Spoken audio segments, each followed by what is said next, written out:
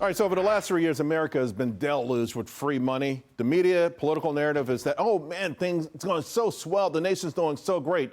But that money was put out there to be spent. And well, guess what? The well is starting to run dry, and there's a great chance that most people out there are going to be off a lot worse off when all that money is gone. In fact, the one sentence that stands out for me the most in yesterday's consumer confidence report, the pullback in consumer confidence was evident across all age groups and most notable among consumers with household incomes above $100,000 or more and under $50,000.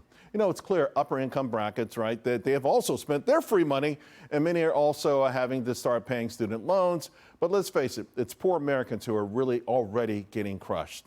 New reports out today, a survey of EBT recipients by Propel Inc. They are marked, I mean, just look at this. All the blue lines is substantially higher, right? Food insecurity, scrambling to eat. 42% say they're skipping meals. That's up from 20% last year. 51% said they're eating less. 40% are relying on charity. That was only 15% a year ago. 34% have visited a food pantry, up from 19% again last summer.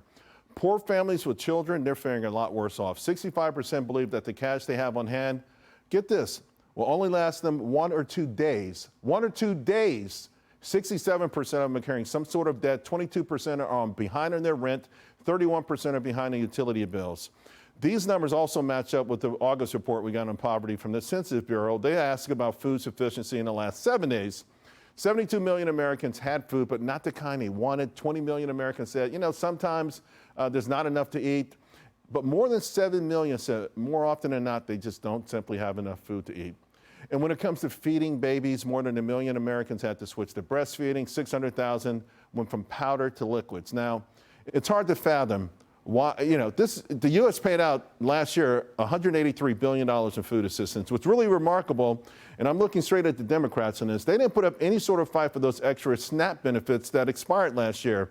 I believe we need to get people back to work. You know that, get them on the economic ladder. But I do find it shocking that there was little protest at the same time, this huge effort to pay student loans, even to go against the Supreme Court. It really boggles the mind. The White House thought that was more important than the fact that the average household that was on food stamps lost $95, but some lost as much as $250.